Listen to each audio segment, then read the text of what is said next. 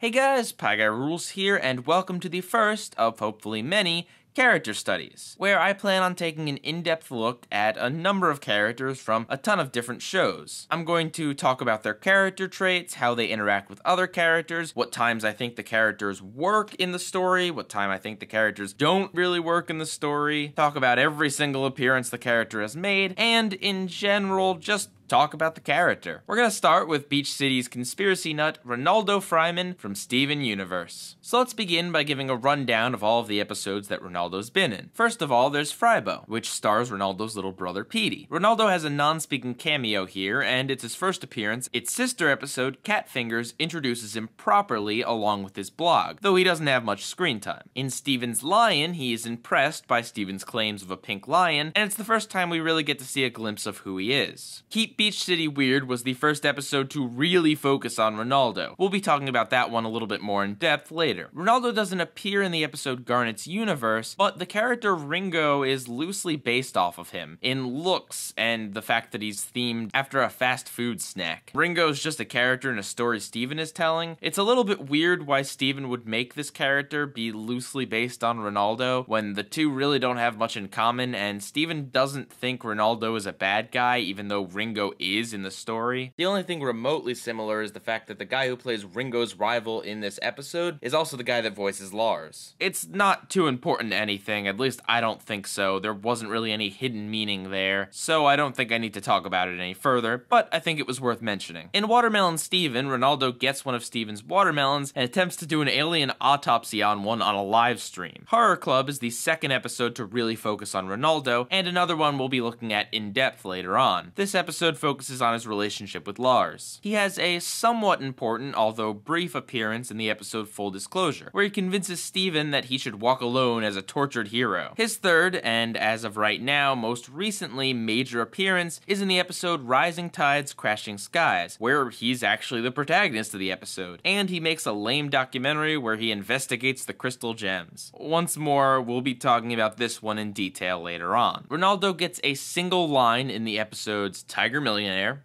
Secret Team, and Shirt Club.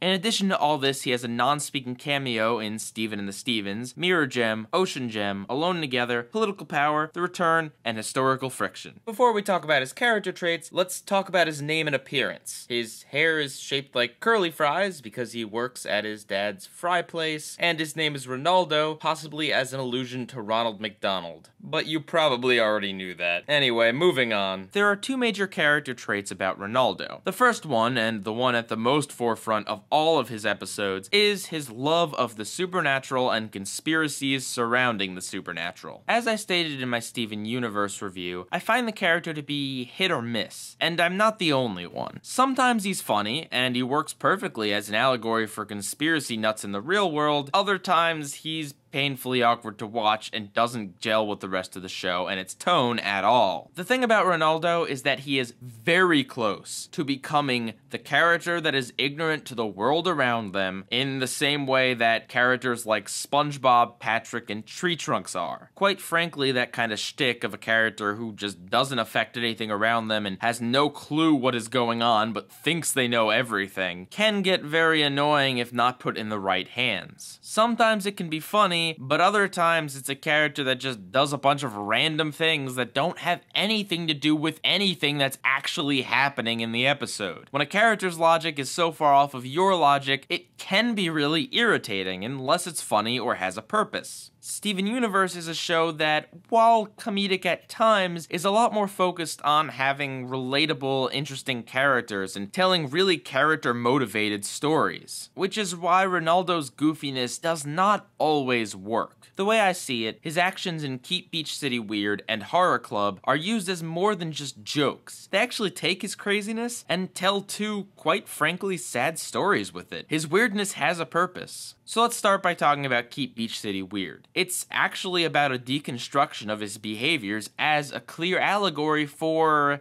lies people tell themselves to stay happy. You can insert any sort of group that you think does this in your own head. I'm not going to give examples, but there are very clearly people in the real world and groups in the real world that tell themselves very obvious lies, and those lies are actually what makes them happy, because rather than having to actually think and challenge and be confronted with some of the sad, harsh, creepy truths of the world, they would rather believe these little lies that make them happy. But you don't need to take my word for it. Pearl even says this in the episode. That's pretty spot on, and way more real than you'd ever expect a cartoon to get. The truth is, there are people like Ronaldo out there, and the episode takes an interesting look at the truth versus happiness, and how they aren't always going to go hand in hand. It's a sad ending because Ronaldo is clearly a danger to himself and others, and a total joke to the community, but the only way he can happily function is through his delusions. The show, and Steven, do not treat him like a wacky loser in this episode, but as someone who has issues and should probably get some kind of help. And that is why I think he works well here. And that's not to say he isn't funny either. He definitely is. Parts of this episode are really funny, like with the sneople thing. But he's more than just weird, wacky comic relief, and that's exactly what you'd expect from this show. Characters who can be both funny and sad. Another interesting thing about the episode is that at the end,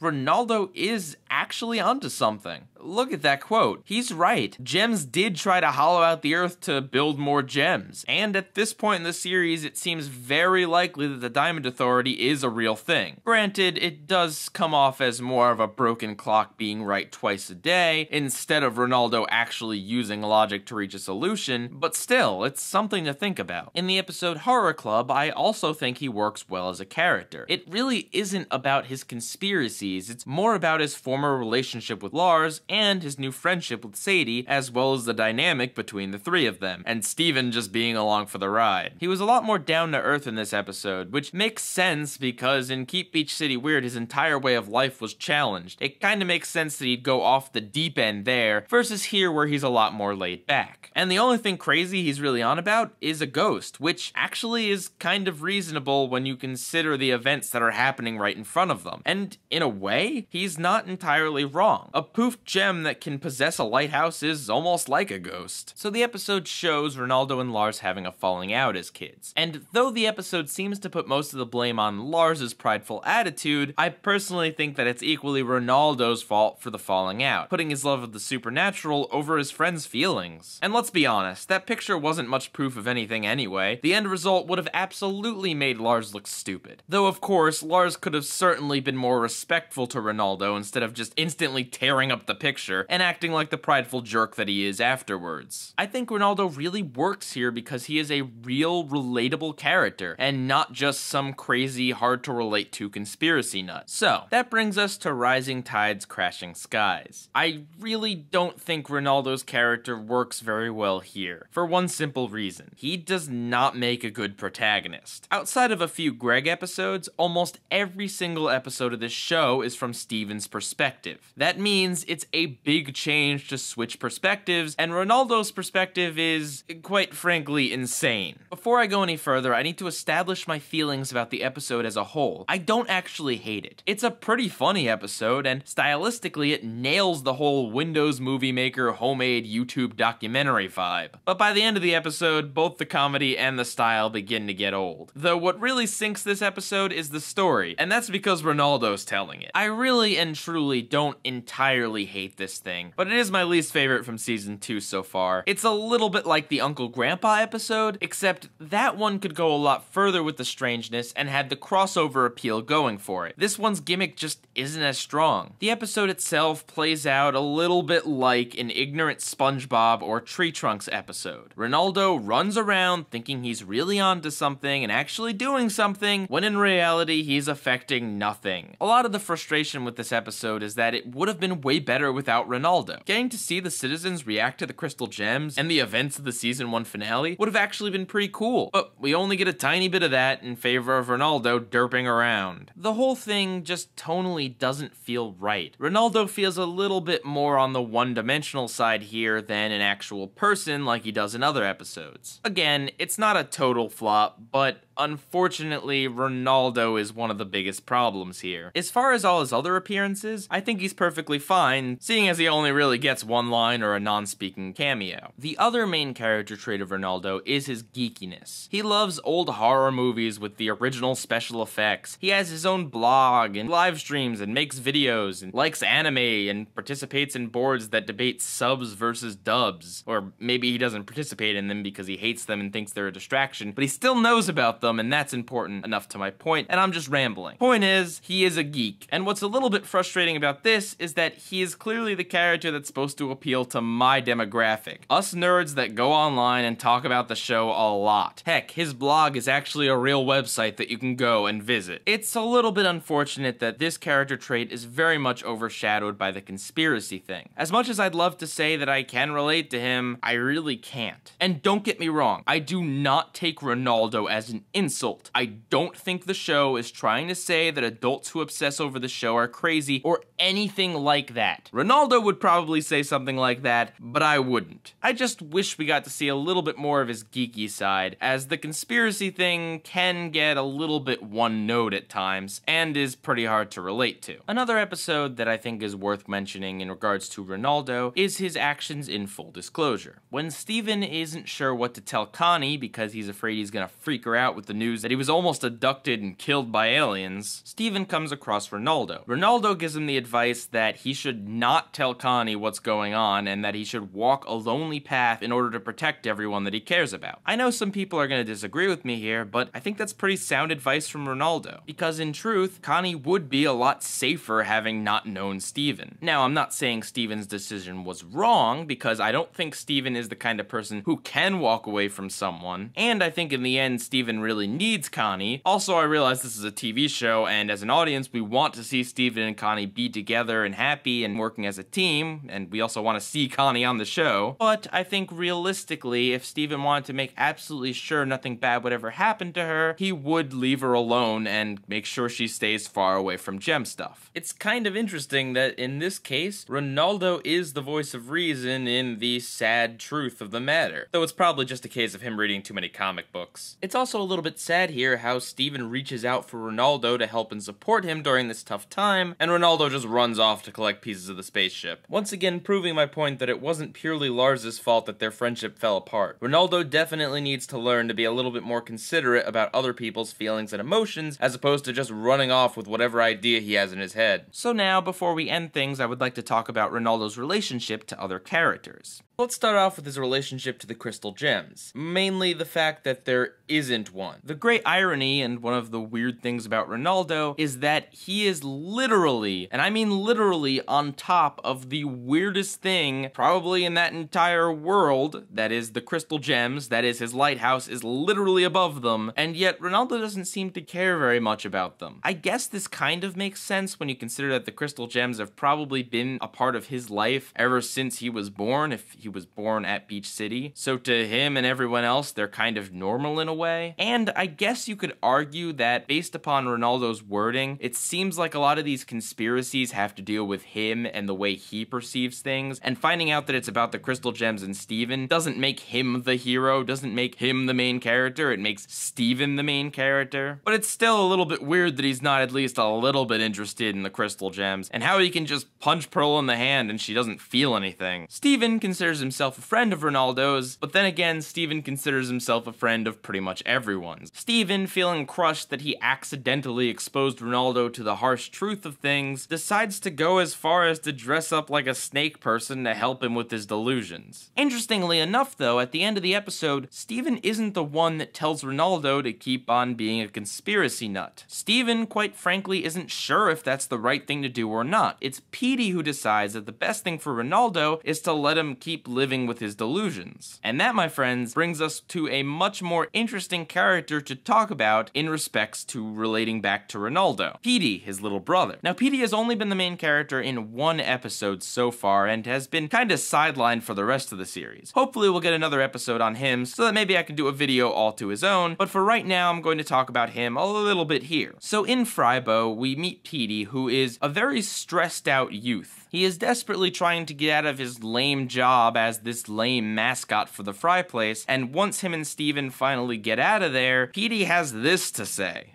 Yikes. Petey is very wise beyond his years. In fact, one could say he's almost too wise and almost too aware of the harsh realities of working a job and being an adult. I didn't realize it at first because this episode comes very early in Steven Universe and the episodes featuring Ronaldo happen later on, but Petey is the opposite of Ronaldo. They're foils for each other. Petey is way too aware of reality and the harshness of it, whereas Ronaldo's off living in some fantasy, ignoring reality altogether. This explains why Petey wanted Ronaldo to live with his delusions. Petey got to see firsthand how miserable Ronaldo was living in the real world. And Petey himself knows how miserable it is. So he would rather see his brother happy with his delusion because Petey has to live with the sadness of reality, but Ronaldo doesn't. Petey also is the one filming Ronaldo's documentary, showing that he's willing to go along and placate Ronaldo in whatever weird adventure he's going on. And if I had to guess, I would probably say that Ronaldo's weirdness is a little bit of an escape for Petey. Maybe when he's with Ronaldo, he can step into his world. But at present, that's just speculation, as we've yet to really have an episode that explores their sibling dynamic, though I really hope there is one in the future. Now, personally speaking, I'm someone who believes in the truth above all else, despite the sadness that might come of it. I think that you're better off living in the real world than some kind of crazy fantasy, but I can definitely see why Petey does what he does. I would also really like to see an episode that focuses on Ronaldo's relationship with his dad. We've only really seen glimpses of it, but it seems like his dad is at least a little bit miffed that Ronaldo's always running off doing his own weird little thing instead of focusing more on the family business. His dad is definitely aware that Ronaldo's way more out there than Petey. In political power, he even says that Petey will be fine without power, but Ronaldo will definitely not be. The only other characters Ronaldo has really interacted with is Lars and Sadie in Horror Club. Throughout the episode, Lars treats Ronaldo like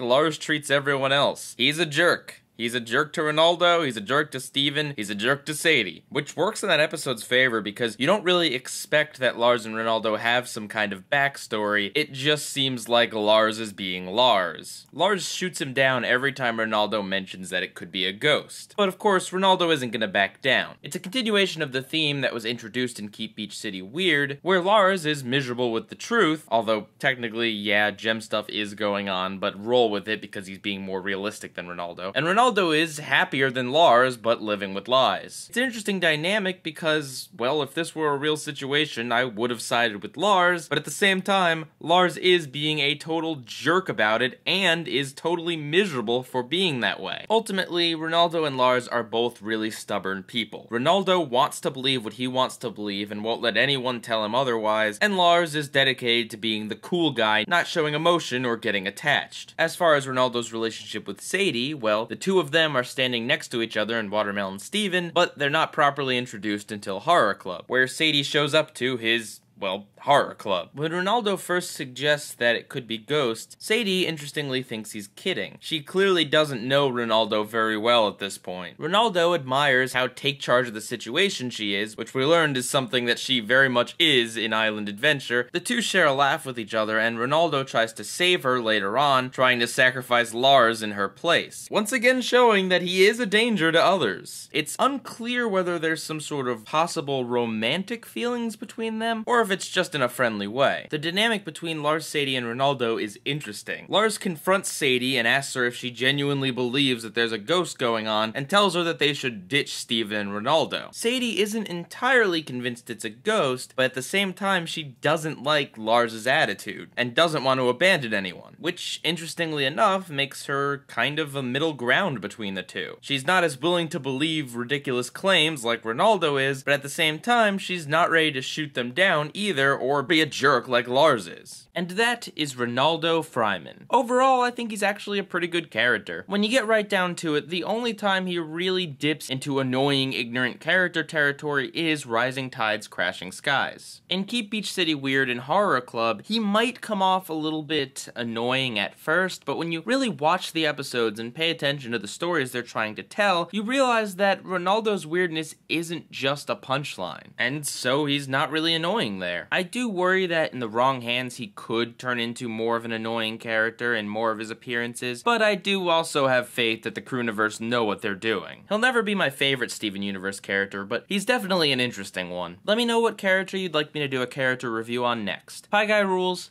out.